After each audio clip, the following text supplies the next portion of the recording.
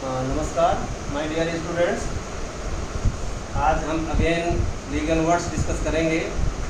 आगे है अगला वर्ड अमेंडमेंट। अमेंडमेंट इसको हिंदी में मतलब है संशोधन।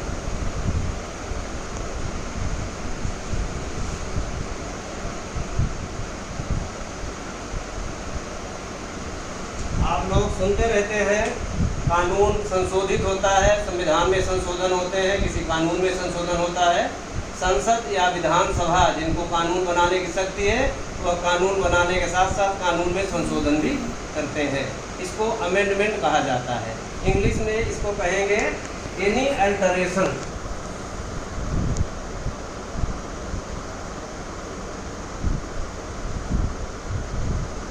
Any alteration made or proposed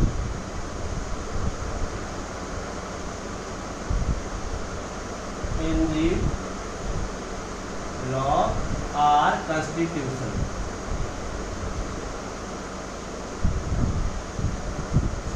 तो संसद या विधायिका को कानून में संशोधन करने की भी शक्ति है।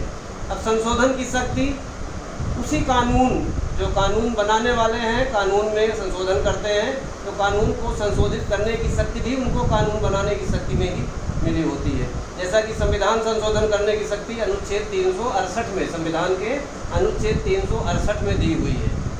संविधान का संशोधन संसद कर सकती है। कहाँ तक कर सकती है, इसकी लिमिट के लिए सुप्रीम कोर्ट ने केशवानंद भारती बनाम केरल राज्य के मामले में निर्धारित किया था, और उसके बाद कई केसेज में इस बात को पुष्ट किया है कि बेसिक स्ट्रक्चर या मूल ढांचे को, संविधान के मूल ढांचे को परिवर्तित नहीं किया जा सकता। तो संविधान का संशोधन किसी भी हद तक किया जा सकता है संसद द्वारा। शर्त यह है कि उसके मूल ढांचे में परिवर्तन नहीं किया जा सकता। यह सुप्रीम कोर्ट के निर्णयों का प्रभाव है। तो आप इसको यूज कर सकते हैं। Parliament can make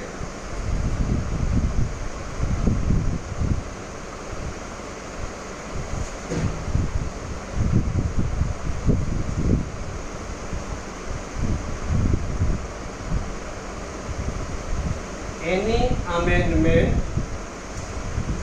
in constitution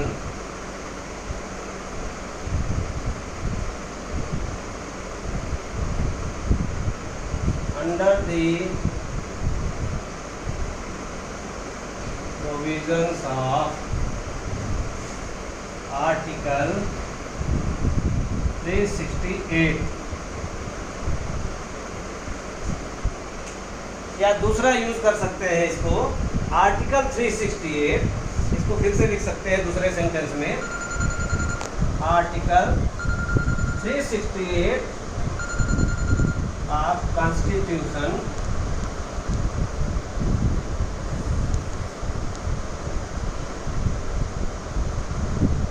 provides for amendment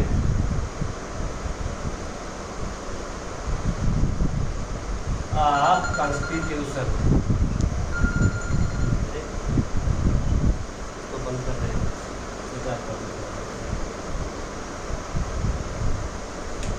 अगला वर्ड है अपील। हो गया, बता दूं।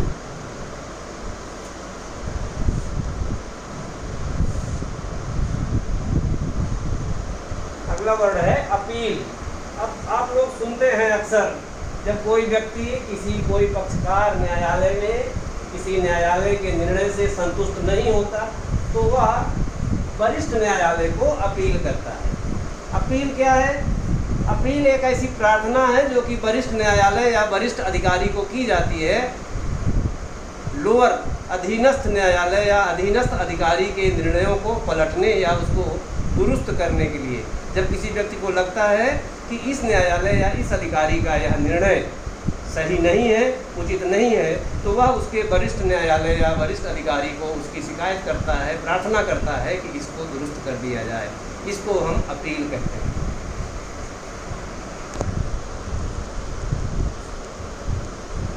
अपील को हिंदी में भी अपील ही है,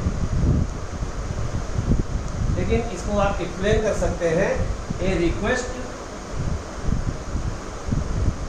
और प्रेयर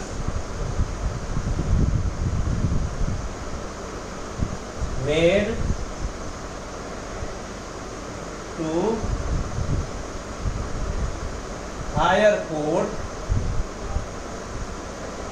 अथॉरिटी, कोर्ट या authority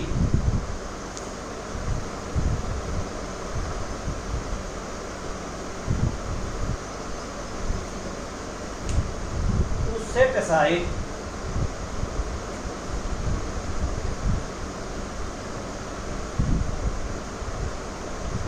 set aside or rectify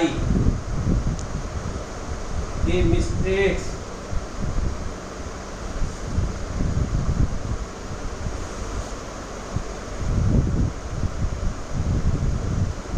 made by lower court.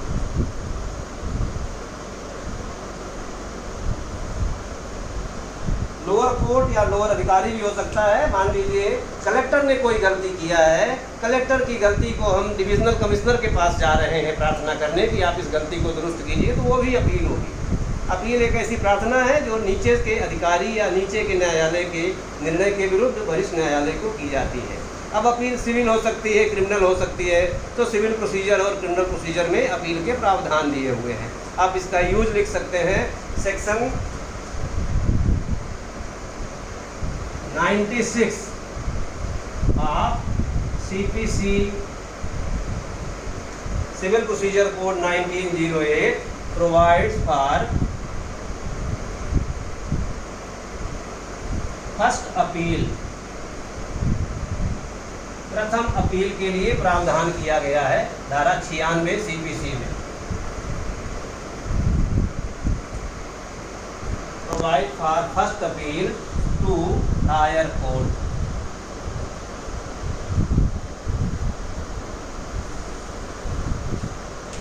प्रथम अपील। इसी प्रकार आप दूसरा सेंटेंस बना सकते हैं। सेक्शन यहाँ पर आप कह सकते हैं 100 section 100 of CPC 1908 provides for second appeal. यहाँ पर सेकंड अपील हो जाएगा। Second appeal to high court. धारा 100 CPC की धारा 100 के तहत हाई कोर्ट में द्वितीय अपील होती है। जब प्रथम अपील ये न्यायालय के निर्णय से कोई संतुष्ट नहीं है तो उस निर्णय के विरुद्ध हुआ दूसरी अपील कर सकता है सर्टेन आधार पर। उसके लिए सब्सटेंशियल क्वेश्चन ऑफ लॉ वगैरह होना चाहिए, महत्वपूर्ण बिंदु होने चाहिए, तो उसके लिए धारा 100 में प्रावधान किया हुआ है CPC।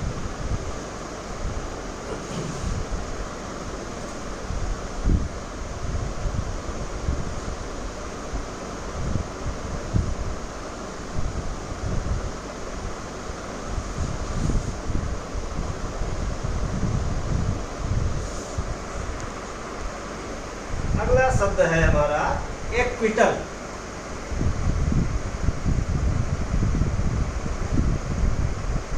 एक्विटल को हिंदी में कहते हैं दोष मुक्ति।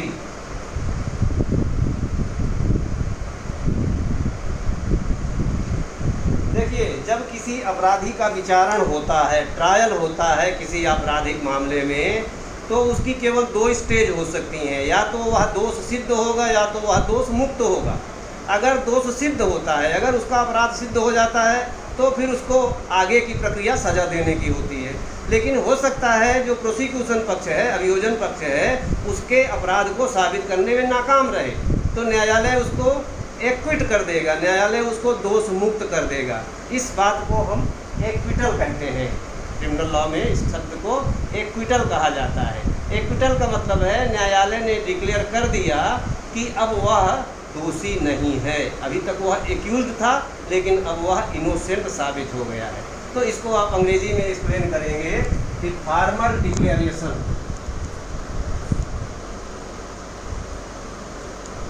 Formal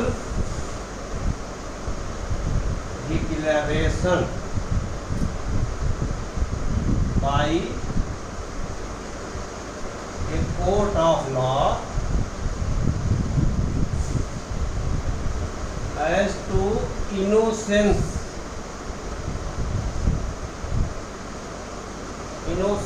of an accused।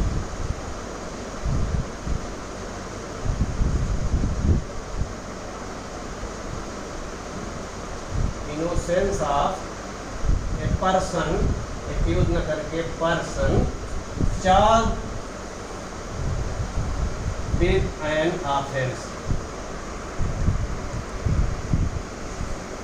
ऐसा व्यक्ति जिसके ऊपर कोई अपराध करने का आरोप लगा था, उस व्यक्ति के इनोसेंट होने का, निर्दोष होने का न्यायालय द्वारा एक औपचारिक घोषणा, इसको कहते हैं दोष मुक्ति।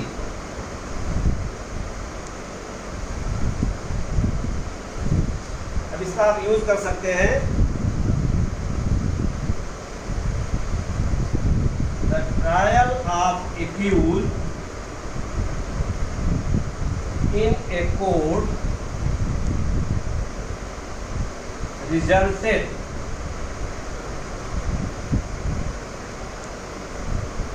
into his acquittal।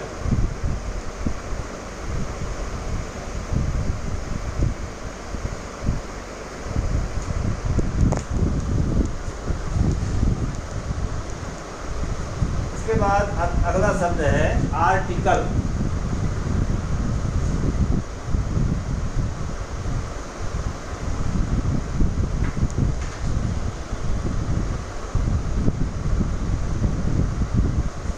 देखिए, आर्टिकल शब्द दो होते हैं, एक होता है ARTICLE। इस आर्टिकल का अर्थ होता है अनुच्छेद, और दूसरा आर्टिकल होता है, इसका मतलब होता है कोई वस्तु।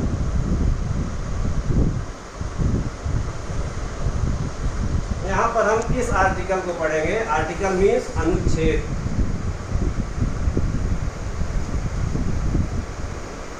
संविधान में या किसी कानून के किसी भाग को, ज़्यादातर कानूनों में धाराएं होती हैं, लेकिन जैसे संविधान है और लिमिटेशन एक्ट का एक पोर्शन है जहाँ पर शेड्यूल दिए हुए हैं, वहाँ भी आर्टिकल है।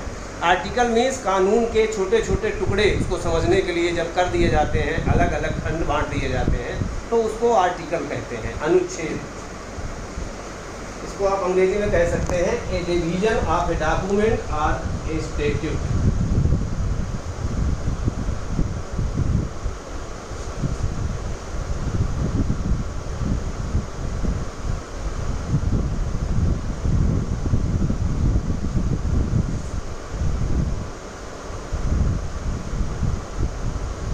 किसी कानून का या दस्तावेज का उपखंड भाग, उसको अनुच्छेद या आर्टिकल कहते हैं। अब इसका यूज कर सकते हैं आपने सब कॉन्स्टिट्यूशन में पढ़े होंगे, पढ़ेंगे आगे। आर्टिकल 14 ऑफ इंडियन कॉन्स्टिट्यूशन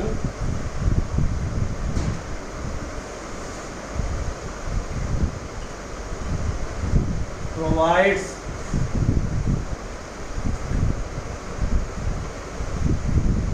और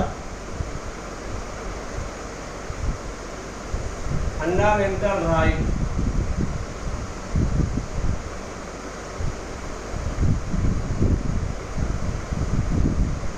ऑफ इक्वलिटी।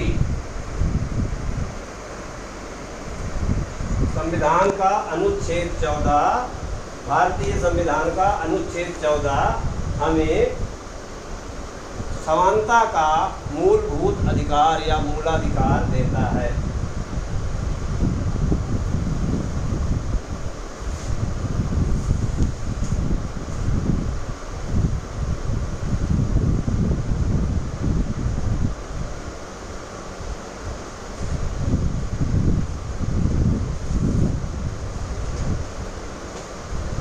अगला वर्ड है असेंट। असेंट मीन्स सहमति या अनुमति।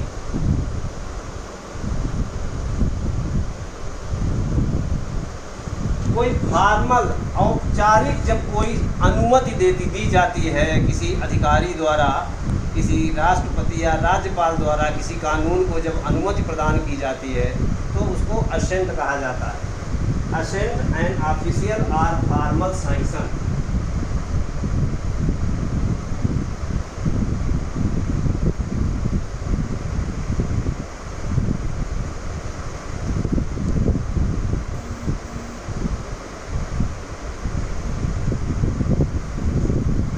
आप सब पढ़ेंगे संविधान में कि जब कोई कानून संसद द्वारा जब कोई विधेयक या बिल पारित किया जाता है तो उसकी असेंट राष्ट्रपति द्वारा जरूरी है। राष्ट्रपति द्वारा विधेयक को मंजूरी मिलने के बाद ही वह कानून का रूप लेता है। तो वो जो मंजूरी मिलती है उसको असेंट कहा जाता है। आप इसका यूज कर सकते हैं। द प्रेसिडेंट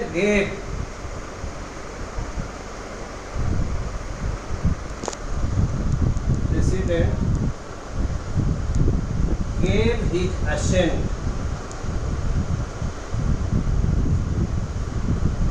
to किसी भी कानून का नाम लिख सकते हैं आप, लोकपाल बिल।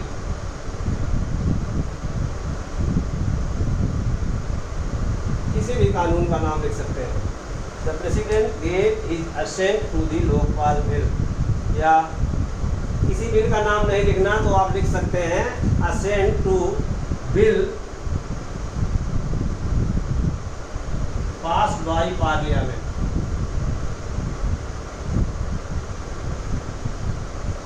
राष्ट्रपति ने संसद द्वारा बनाए गए विधेयक को अपनी मंजूरी दी।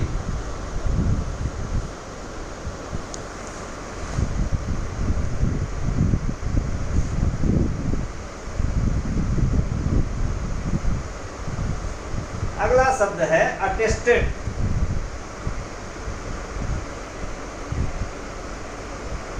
अटेस्टेड का मतलब है साक्ष्यांकित या प्रमाणित।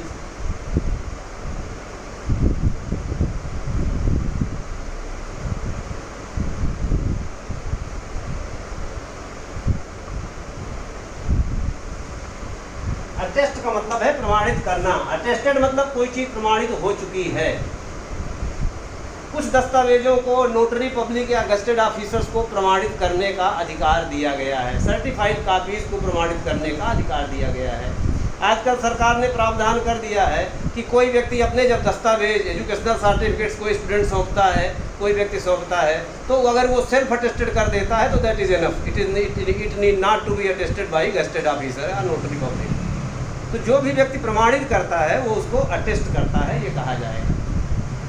अटेस्टेड साक्ष्यांकित या प्रमाणित। इसको अंग्रेजी में कह सकते हैं सर्टिफाइड टू बी ट्रू।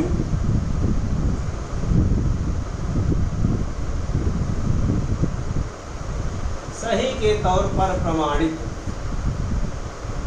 आप यूज कर सकते हैं self attested documents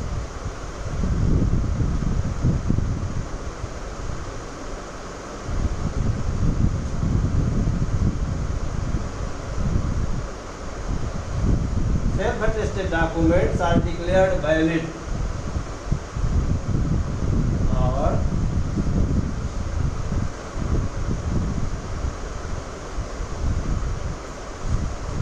declared valid by government।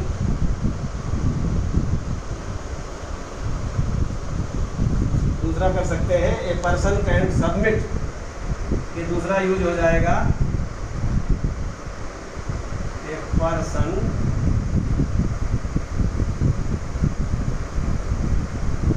can submit copies of any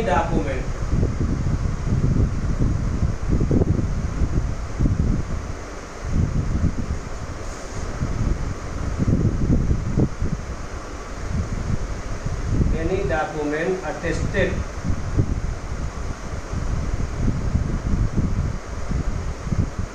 by notary or a gazetted officer।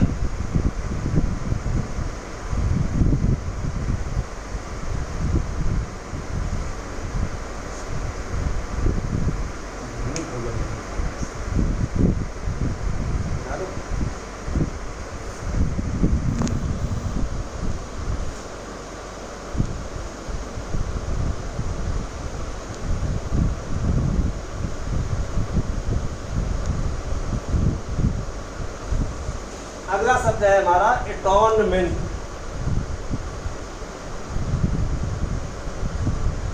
एटॉर्नमेंट एटॉर्नमेंट का मतलब है नए पक्षकार का अधिभारी स्वयं को मानना। देखिए कई बार होता है कोई कोल्ड स्टोरेज में या किसी थर्ड पार्टी के पास कोई चीज़ पड़ी होती है, सुरक्षा के लिए वेयर हाउस के रूप में भंडारण के लिए वहाँ पर रखी होती है। जिसकी रखी होती है वह व्यक्ति उस चीज़ को किसी को बेचता है, जिसको बेचता है वो भी उस चीज़ को वहाँ से फ़िलहाल हटाना नहीं चाहता। तो उस वेयर हाउस वाले को बेचने वाला एक लेटर दे देगा, एक अथॉरिटी दे देगा कि इतनी चीज़ मैंने फला व्यक्ति को ट्रांसफ़र कर दी। दूसरा व्यक्ति भी उसको वहाँ से हटाना नहीं चाहता, केवल मालिक का नाम बदल जाएगा, चीज़ जहाँ है वहीं पड़ी रहेगी, चीज़ अपने स्थान से नहीं हट रही है। ये कब्जे के अंतरण का एक तरीका है, इसको लॉ में एटॉर्नमेंट कहा गया है। जो व्यक्ति धारण कर रहा है, जो व्यक्ति उसको अपने पास रखे हुए है, वह अब नए मालिक के स्थान पर, नए मालिक की तरफ से उसको अपने पास रखने के लिए स्वीकृति दे रहा है।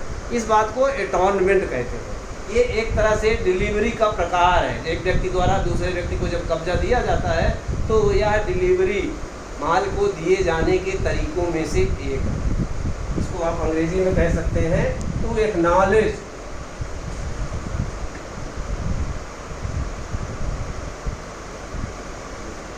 To hold,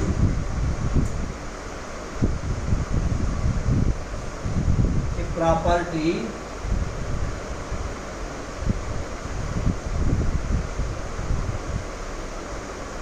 on behalf of a new party।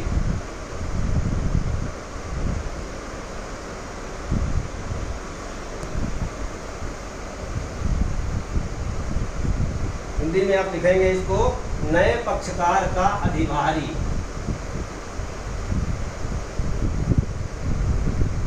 नए पक्षकार का अधिभारी स्वयं को मानना।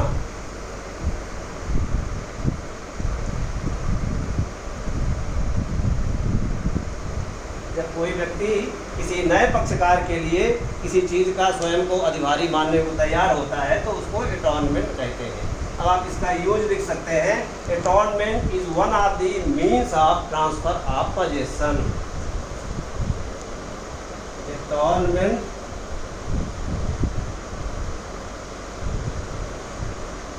is one of the means of transfer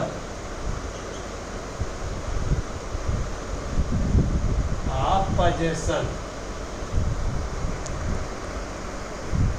law में आप जूरिस्प्रूडेंस में पढ़ेंगे पोजेशन या कब्जा, कब्जा कैसे प्राप्त किया जाता है, कब्जा कैसे ट्रांसफ़र किया जाता है। तो वहाँ कब्जा के ट्रांसफ़र करने के तरीकों में से एक तरीका है एटॉर्नमेंट। कितने मिनट हो गए?